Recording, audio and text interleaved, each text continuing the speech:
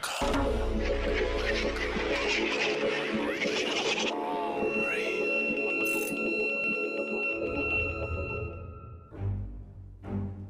Irak is een puinhoop. Iran gaat nucleair.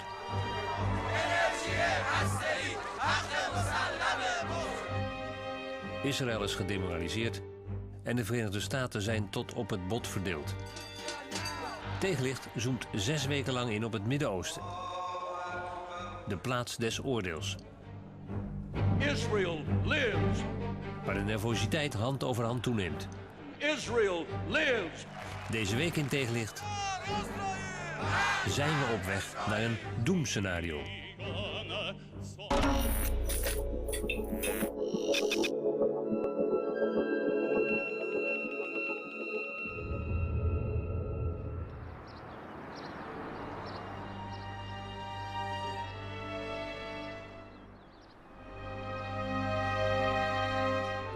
The center of the world. And Jerusalem is the center of the world, and this is the center of the centers, the holy of the holies. Don't be mistaken. Don't be mistaken. You look at the area, it's so silent, so nice, people are walking, tourists are coming, but it's a mistake. It's a camouflage, because indeed, there is a lot of tension here. In a moment, all this peaceful area is becoming a quarrel area. Stones can be thrown from the area outside, and the military can enter, the policemen enter into the area, trying to avoid the entrance of young Arabs and so on.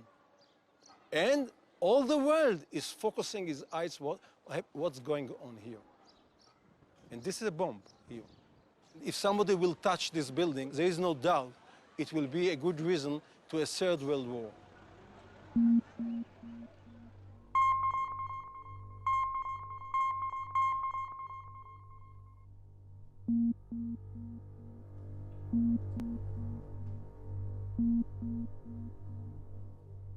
Waar zullen de nieuwe frontlijnen in het Midden-Oosten gaan lopen? Met een nerveus Israël, een steeds machtiger Iran en een onzeker Amerika. Tegenlicht schetst met een aantal vooraanstaande denkers en strategen een toekomstscenario. De Engelse historicus Tony Judt, de Amerikaanse neocon Richard Perle, de Israëlische militair historicus Martin van Creveld, Lawrence Wilkerson, de stafchef van Colin Powell, en de van oorsprong Iraanse politicoloog Anoush Ehteshami en de Israëlische schrijver Etgar Keret.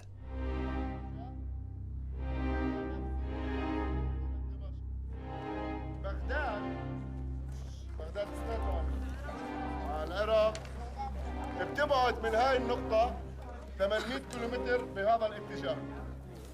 مدينة عمان اللي شايفينها هاي De uiteindelijke uitkomst van de Tweede Libanonoorlog, de dreiging van Syrië en het steeds meer aanwezige Iran maakt dat Israël zich in de slechtst strategische positie bevindt sinds haar ontstaan in 1948. عاصمة أمريكا 11800 كيلومتر بعيد عنا هون بعيدة أبعد مسافة موجودة دمشق واشنطن وأقرب علاقة موجودة مع واشنطن. اللي أنا بدي أفهمه إسرائيل كدولة أقوى علاقة إلها مع دمشق مع أمريكا مع إنه In deze toenemende onzekere tijden rekent men in Israël op de vertrouwde Amerikaanse steun. Maar hoe zeker is die vriendschap na het drama in Irak?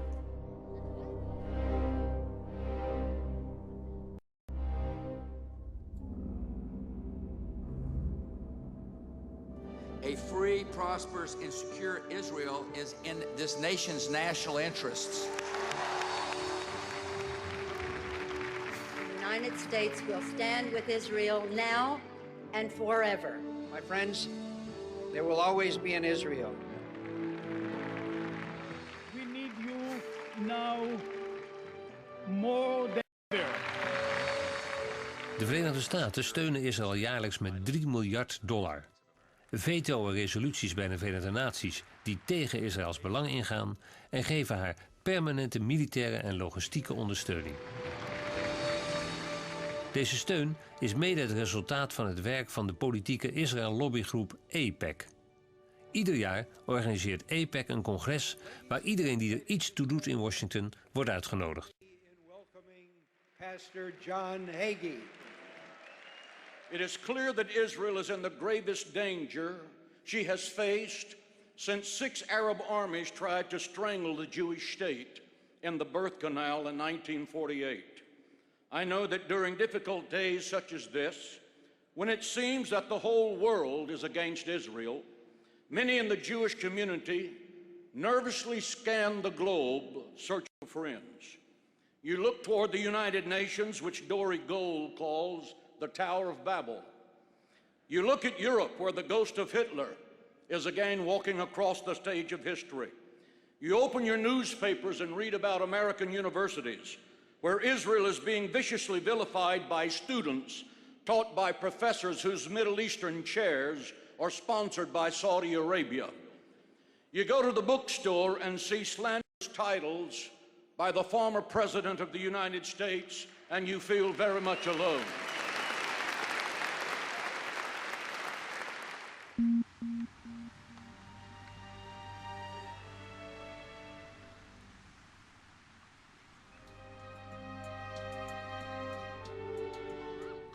If an atomic bomb is going to fall anywhere in this world, most probable place that this bomb will fall in Israel.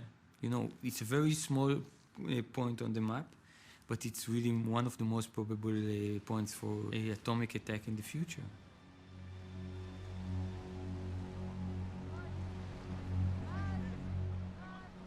The situation of normalcy is a very fragile situation.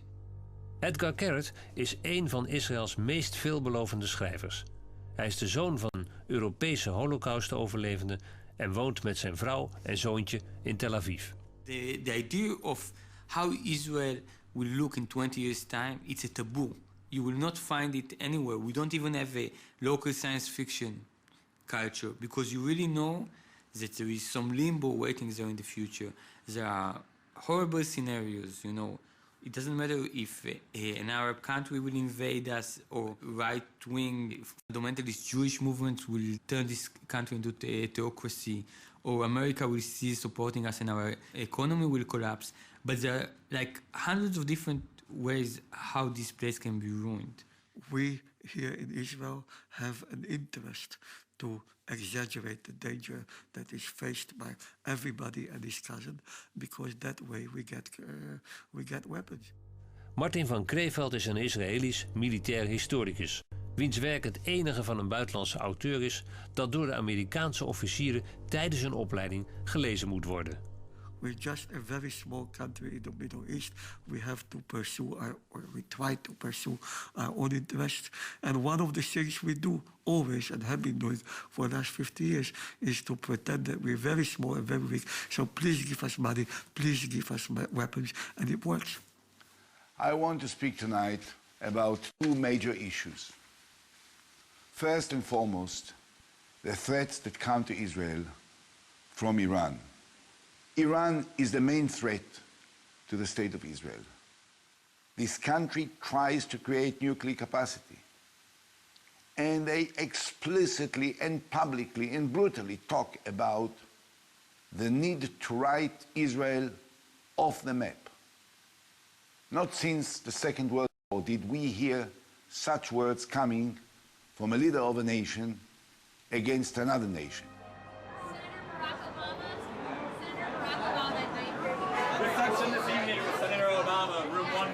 De buitenlandse politiek van de Verenigde Staten in het Midden-Oosten is het centrale thema tijdens de huidige campagnes voor de komende presidentsverkiezingen.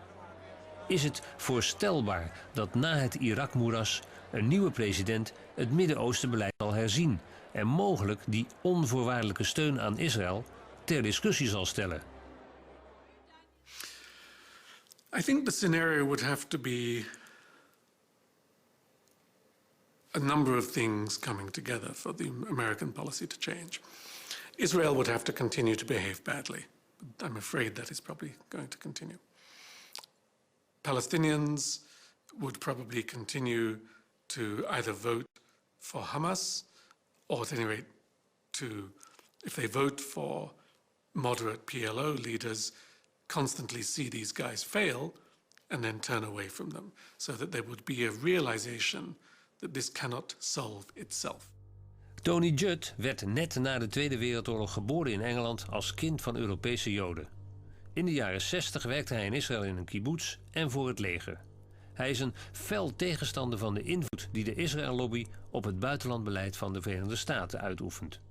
Finally, there has to be a combination of an emergence of political leadership in Congress that is willing to take the risk, essentially the sort of financial and image risk of saying to the Israel lobby, go to hell. I don't believe it's possible for the United States to stop supporting the state of Israel. Richard Perle, vooraanstaand neoconservatief, was tot 2004 adviseur van de regering Bush op defensiegebied. Daarnaast adviseerde hij de Israëlische voormalige minister-president Benjamin Netanyahu. I don't think it would happen on political grounds. I don't think it would happen for strategic reasons. Israel is very popular in the United States. It's not as popular in Europe, although it once was. But it is very popular here, not only among the relatively small Jewish population, which is often quite passionate about Israel, but among evangelical Christians who are devoted to Israel, sometimes even more than American Jews. So it's politically out of the question. No American president is going to withdraw support from Israel. No American Congress is going to withdraw support from Israel. And if you say to presidents or congressmen, why is that? They will give you a long list of reasons why it is morally right, politically right, strategically right to support the only real democracy in the region.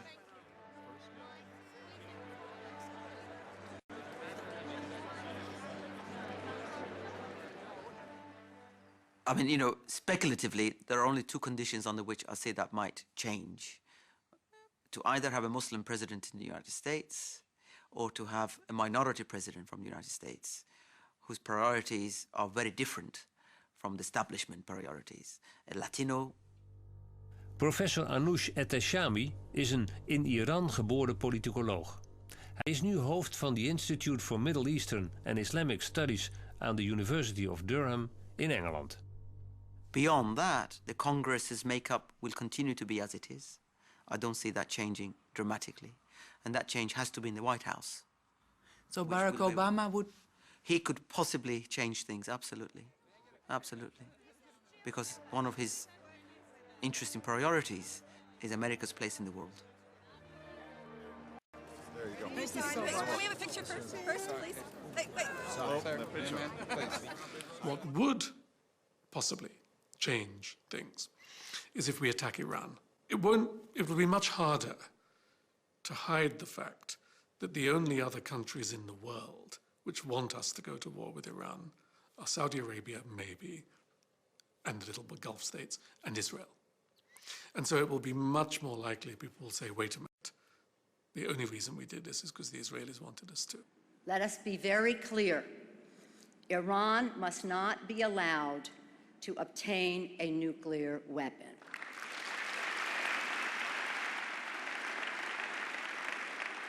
It threatens the security of Israel and the safety of the world. Then I think you could have a debate in this country beginning, saying, wait a minute, what is this? The whole foreign policy is dependent on what Israel wants.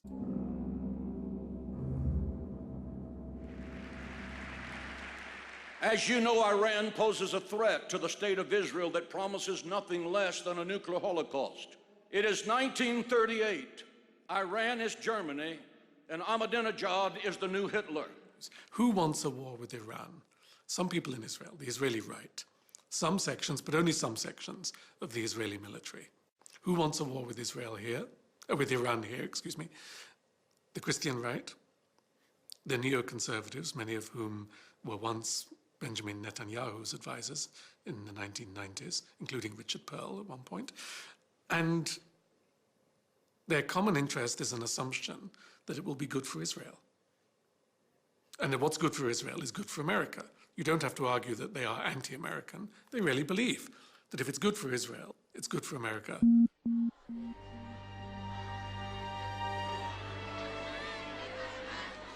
Iran bouwt aan nucleaire installaties naar zij zelf zegt voor eigen energiegebruik.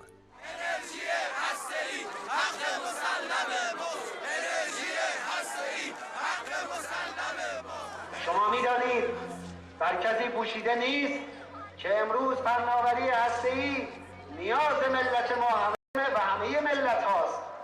ما همین امسال بیش از 5000 مگاوات به ظرفیت برقی کشور اضافه کردیم که هزینه بسیار بالایی دارد و این برق با مصرف نفت، با مصرف گازوئیل، با مصرف انرژی های فسیلی کار می کند که روزی تمام خواهد شد. For him, acquiring the know-how for generating nuclear energy, that bang, is the first step. So I believe him when he says that's what he wants. But it's evidence for the following steps that worries international community, where Iran has already bought the blueprint for a nuclear weapon from A.Q. Khan in Pakistan. It has had extensive discussions with North Koreans about how you make, the bang. It has talked to North Koreans about delivery systems of various types. It's talked to China about this. It has tried to reach many Russian scientists, not just nuclear scientists, but weapon scientists also, about how to enhance its weapon systems and so on. It has hidden some aspects of its nuclear program from IEA, as you know. And so if you put all of these circumstantial elements together, then in the court of law, you would be hard-pressed to exonerate Ahmadinejad, because you will have to go on the air of caution and consider the possibility of nuclear energy being a first step of a much bigger element. Now, whether Iran will, from this position, move rapidly to deploy a nuclear weapon, I think is a much more open question.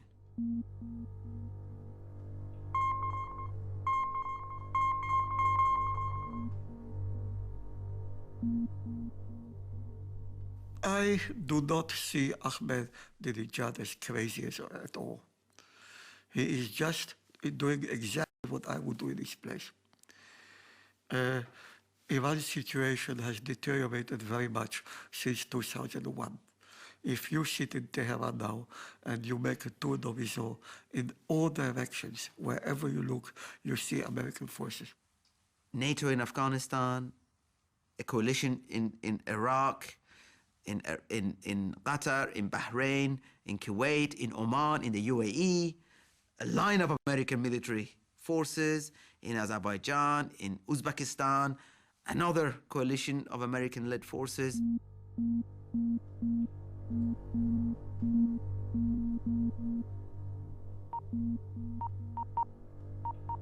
So you are Iranian, and wherever you look, you see American troops. And you know very well that wherever American troops make their appearance, nuclear weapons are not far behind. And you also know how this Caligula in the White House misled the world and maybe lied to himself into attacking Iraq for no reason at all. Okay? And you say, I don't want that to happen to me. And there's absolutely only one way in which I can make sure this does not happen to me. And that is building nuclear weapons. So I build nuclear weapons. But there's a problem.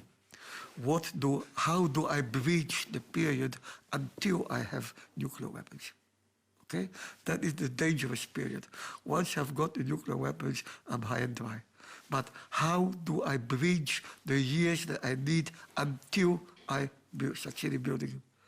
And the answer is, I zigzag. I threaten, I cajole, I promise, I conceal. I go in this direction, I go in that direction.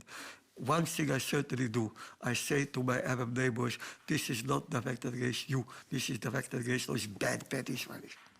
And so I hope to get through this very dangerous period during which I am building the weapons, but I don't have them yet. آقای دکتر میخواستم سوال کنم که این سربازا دقیقاً کی آزاد خواهند شد؟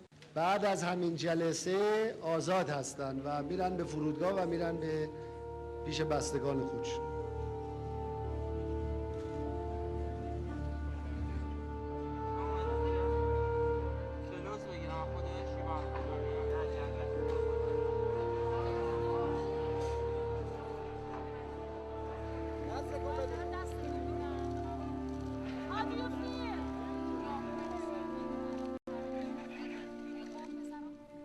But the general question that I can ask is, how many extreme Holocaust-denying Muslimic fundamentalist leaders do you know who have nuclear weapons in the world? Name one. So are you really that brave that you would want to start experimenting with this? You know, are you really feel that Muslim fundamentalist aggressors who support terrorist organizations are really the people that you should give atomic weapons to? You know, I'm saying it could be an interesting experiment. We can make a reality TV show out of it, and we can get good rating, but do you think it's really the smartest things that can be done?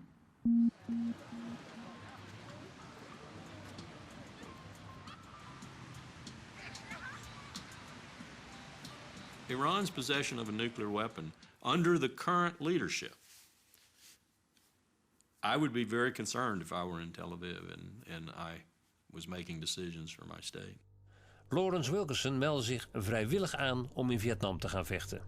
Zijn vader was piloot in de Tweede Wereldoorlog. Zijn zoon dient nu in de luchtmacht. Van 2000 tot 2005 was Wilkerson stafchef van Colin Powell. History is full of places where hundreds of thousands of people like you and I have died. And I go back to World War I as a stellar example, because every major capital had idiots in charge.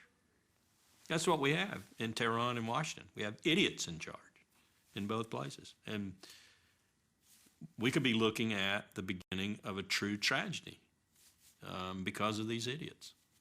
Iran, right now, is developing nuclear power to wipe the state of Israel off the map. They already reiterated that repeatedly. The president of Iran, Ahmadinejad, have repeatedly stated we want to wipe the state of Israel off the map. Brigitte Gabriel is christelijk Libanese en maakte als 10-jarig meisje de eerste Libanon-oorlog mee. En is toen, naar eigen zeggen, door de Israëli's gered. Na jaren voor verschillende westerse media in het Midden-Oosten gewerkt te hebben, woont ze nu in de Verenigde Staten en werkt voor de Amerikaanse inlichtingendiensten. Ahmadinejad is driven by a Messianic ideology.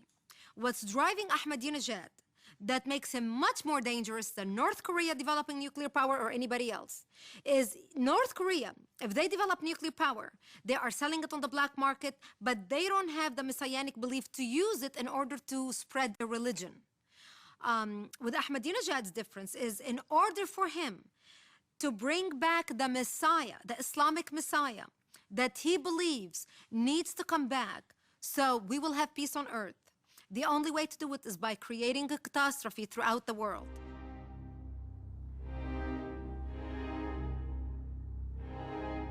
نهایت آرزوی بشر از ابتدا رسیدن به روزی بوده است که عدالت، صلح، برابری و محبت سرتاسر جهان را فرا گیرد.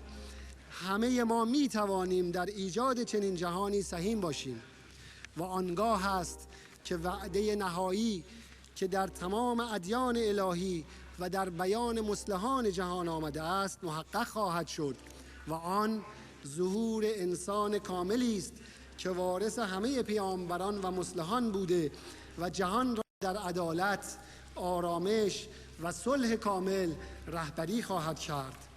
ای خدای بزرگ، در ظهور آخرین ذخیره خود موعود یگانه هستی و انسان کامل و پاک، همون که جهان را پر از عدالت و صلح خواهد کرد، تعجیل فرما. I don't believe he's got a blueprint that would lead to the arrival of the Mahdi. Of course, you know, for secular people, this is completely bizarre, particularly when you've got somebody who's got power in their hands. So it's something that people should be aware of, but it's not a dry-cut arrangement. It's impossible to know with any certainty what they would do if they had nuclear weapons. Even if they never actually used nuclear weapons, and one cannot rule that out. It would be an event of such total. I mean, I'm sorry, I'm having trouble finding the words to describe the idea of using nuclear weapons against the population of Israel. But Ahmadinejad and some others are attempting to excite hatred of Israel for their own internal political purposes. And sadly, when a government is determined to do that, a certain number of people get drawn into it. But I've had any number of Iranians tell me that they find this campaign against Israel by Ahmadinejad to be an embarrassment. Some believe that, yes, there should be a destruction of Israel, you know, in a very physical, forceful fashion, and that wipe it off the map to end Zionism, because they see Zionism being this cancer in the region. There are but this is not for the Bühne. This is really believed. Some believe this, absolutely. But then, you know, opinion ranges from this position to those who think that, well, actually, there should be some referendum, that everybody votes, and then they can vote to wipe Israel off the map as a state, but everybody stays where they are. So it becomes one happy family of, you know, trans-Palestine, or whatever you want to call it, where Jews, Muslims, Christians, and so on, you know, live in happily and glory forever after.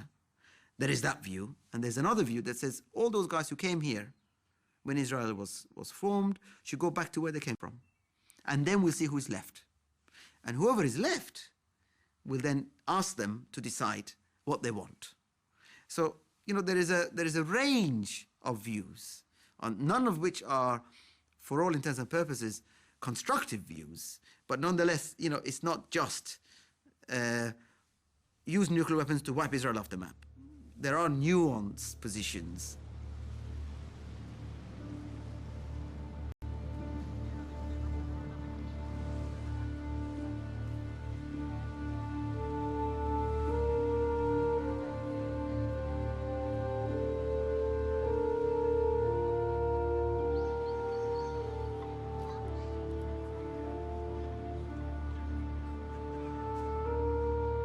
Actually, you could turn it around and argue, if you want to have a peaceful world, then maybe you should give the Iranians a few nuclear weapons. And I'm half serious.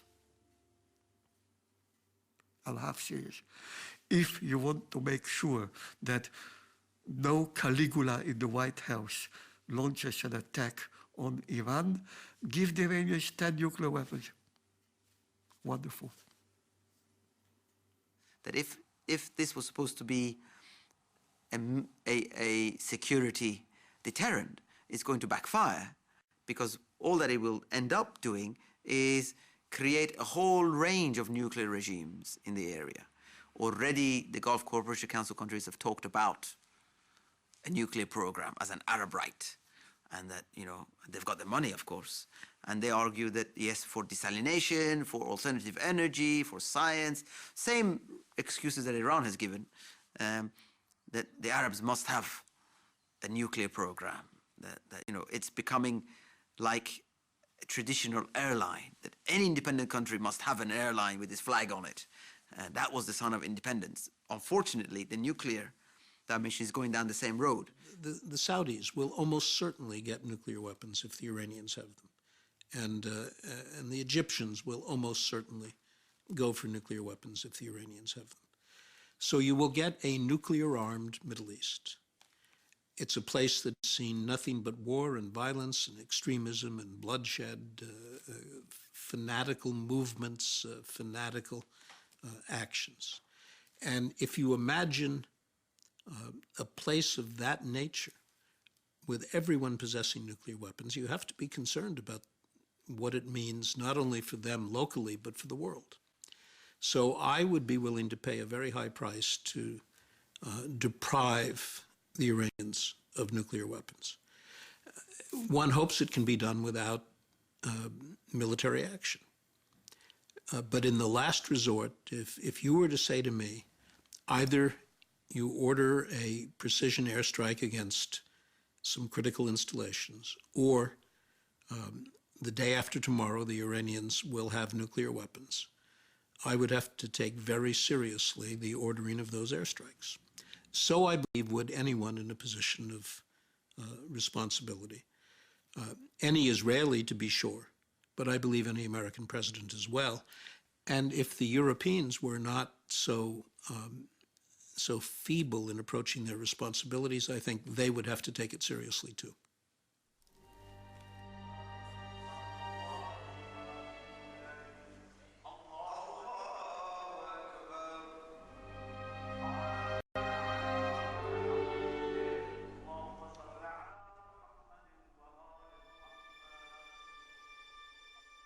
An Israeli Knesset member asked me the question recently. Do you think Israel will use a nuclear weapon? Is that your opinion? And I said, I'm going to answer you this way. Israel will not be the second country in the Middle East to use a nuclear weapon. That's my answer.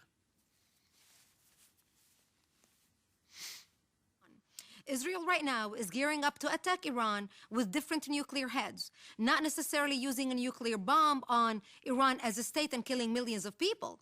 But Israel right now has with its ability nuclear heads that will be used on missiles that are bunker busters. Because of Iran's nuclear development program and them developing their nuclear reactors in multiple locations, we have 9 already that Iran has nuclear powers in. We know that Afsahan is one of the biggest ones. And Israel has nuclear heads that will be able to penetrate the deepest bunkers and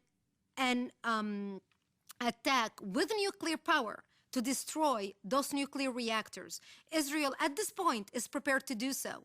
If Israel does that and Iran retaliates, Israel is fully prepared to retaliate back. Israel will never allow itself to be destroyed without destroying in return whoever destroyed her. And if we get to that scenario, that will be the Armageddon of the world, because the whole world will be dragged into a nuclear power where America cannot sit back and allow that to happen. The question will be, when is that red line likely to be crossed for Israel? What is that line? Is it when the Bushehr power plant comes online? Or is it when Natanz enrichment facility will have 3,000 and more centrifuges? I don't know the answer to that question. Obviously, both sides have prepared plans. Obviously, both sides have trained, but I couldn't tell you whether they'll do it. The decision may be made, in 48 hours. The consequences, I think, would be absolutely huge. I think Iraq will turn into an inferno of direct Iranian presence with the Shia against the coalition. I think you will see Hezbollah unleashed, not just against Israel, but against anybody who stands up against this Iranian Hezbollah axis. I think you will see Syria's position hardened considerably in support of Iran. I think it will destabilize Kuwait, Qatar, Bahrain in particular, but also Iran will begin to use force against American presence in those countries. I think Afghanistan will implode as well. You will lose any semblance of regional order. I think you will see the price of oil rocket to over $120 a barrel overnight. And I think you will see that Russia, European Union, China, and India all line up very strongly against Israel, and that will change the whole dimension of alliances in the region, and break many of them as well in ways that will have to rewrite the history of the region for the next century.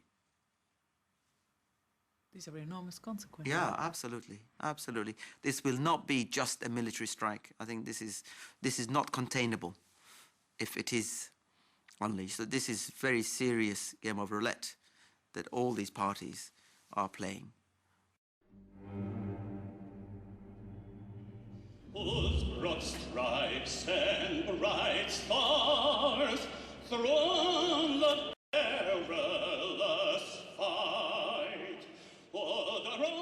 Wanneer de consequenties van een Israëlische aanval zo groot zijn, zal Amerika Israël hierbij steunen.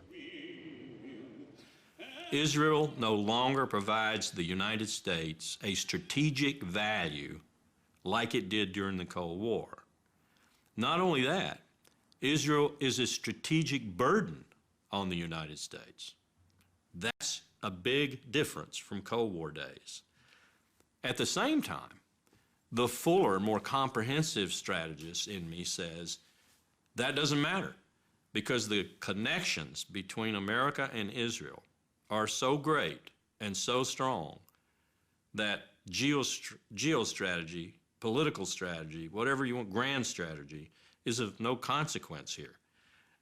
You actually take that psychological component up to the level of grand strategy, and you say, America can't get out of this even if it wanted to.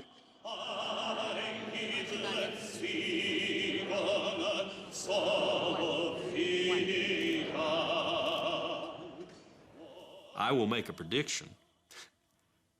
If this president orders us to go to war in Iran in the next 2 years, and he orders any considerable ground component to participate in that, Marines or Army, then I think you're going to see another major exodus from the armed forces, general officers, because I think they understand just how colossally wrong such a decision would be and how much that would be the precursor for, call it what you will, World War III, World War IV.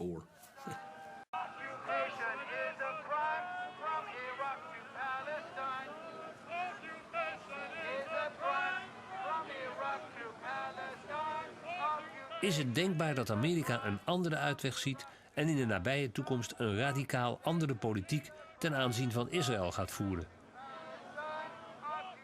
If the United States became hostile to Israel, to the point where it didn't allow Israel to procure advanced military equipment, for example, if it ceased all assistance, if it stopped supporting Israel politically at the United Nations and elsewhere, it would be a catastrophe, not only for Israel, but for the peace of the region, because I have not the slightest doubt that under those circumstances, those who want to destroy the state of Israel would be emboldened to do it. If America lets Israel go or reduces its support, I think Israel will become a small military dictatorship, protecting itself against the hostile Middle East. And I don't think it has much of a future. Jews who can leave will leave. It'll be left with ideologues, zealots, and the poor, and lots of Arabs. And only the most dedicated, the people for whom living in a Jewish state in that place is the most important thing in their lives, only those people would remain.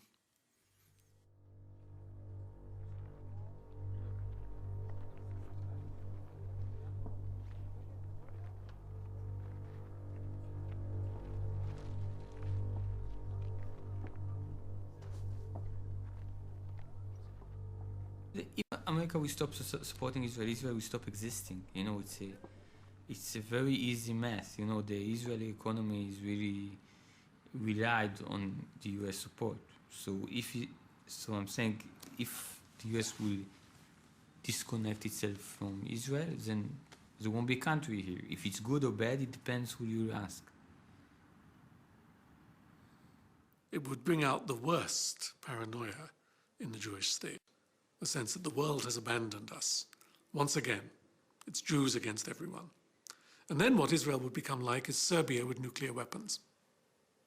It would be a country with a deeply held belief that everyone was against it, that no one understood its suffering, that no one understood what it had gone through, no one understood the choices it had to make. The difference would be that they have nuclear weapons.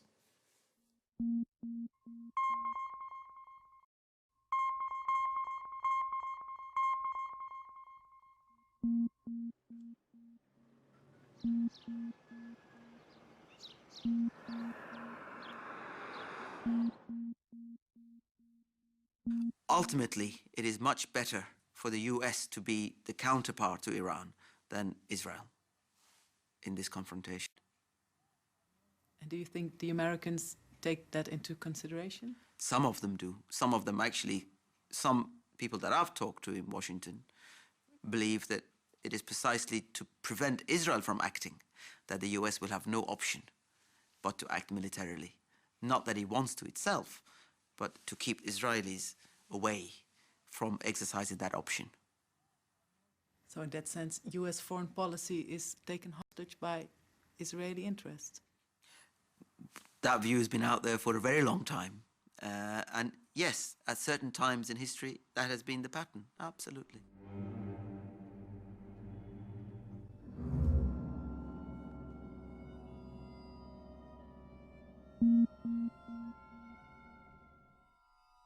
According to the Jewish tradition, the Messiah will come from the Olive Mountains, and then all the people who are buried there will come up and will be alive, and they will continue on to the Temple Mount itself and rebuild the temple. This is the Jewish dream. And here you can see it. Just the Mashiach hasn't come yet. But the position is here, as you see it here. There were some rabbis who say, I don't want to be in those days, because it's not so sure it will be so peaceful.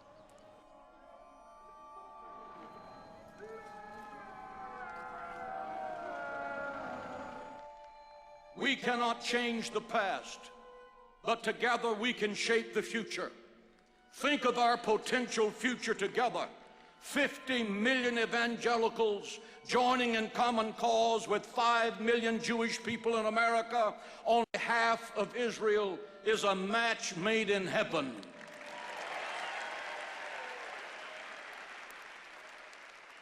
Now suddenly, the Jewish neoconservatives love what used to be anti-Semitic Christian right. What do they all have in common? Israel. Nothing else. Absolutely nothing else. And this is the strangest thing of all, because for the serious evangelicals, the point about Israel is to get all of the Jews there so that when the Messiah returns after Armageddon, the Jews will either convert or go to hell. This is not a very good perspective from the point of view of Jews, and it's not a very good reason to have Israel, since it then becomes the gathering place for the end of Jews rather than the beginning of a new Jewish life. So it's very cynical.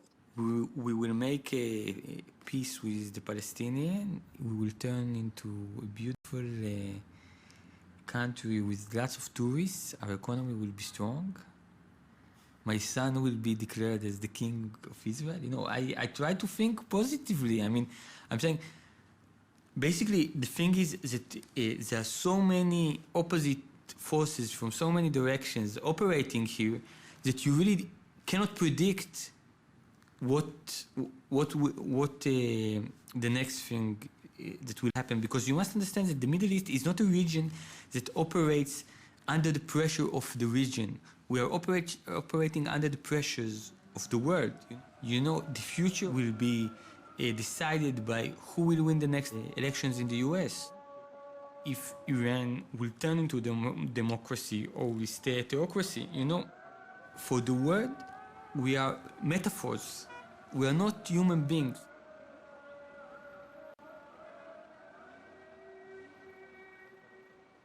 They don't really give a fuck about Israel. They don't really care for the Palestinians. They are really talking about their past, about their internal problem.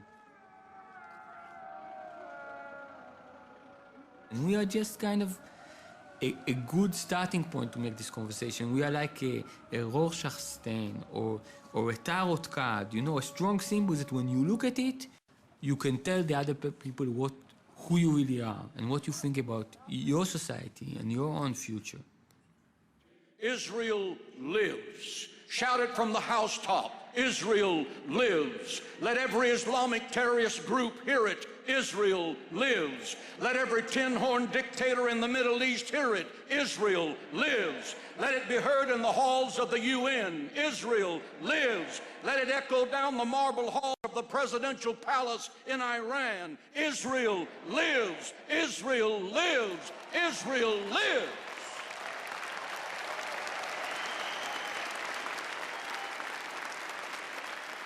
In my house, I have those little folders of pieces of criticism and reviews and interviews of a few different countries that in the worst case scenario, if I need to have a refugee status, I'll have my clippings ready. I don't have to prepare them. I have a French one, you know, I have a German one. I even have an American folder, but although I'd rather escape to other places, but nobody knows what embassy I'll be close to, but it's a scenario, it's a scenario that I take into consideration. And basically, the question that I ask myself more than that is, why don't I do it now? You know, why don't I move now? But again, you always have this complexity of being a son of Holocaust survivors that really my parents gave me some sort of a legacy, and this legacy was that in this country, it doesn't matter how bad it will be, it's a country where you can speak your own mind and nobody will say, go back to where you came from. But basically, I think, the were Jews that left Germany in 1938, and came to Israel, actually, many of them. And those Jews were alive. My parents' family, most of it are not alive. So I'm saying to myself,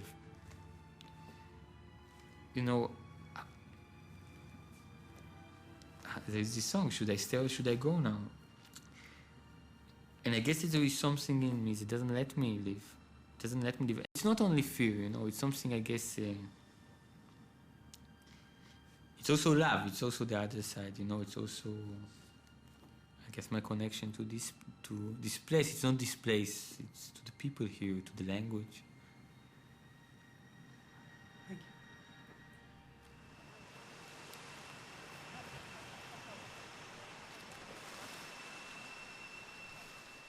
Surf naar onze website plaatsdesoordeels.vpro.nl en kijk voor speciale programmering op onze digitale themakanalen HollandDoc en /geschiedenistv.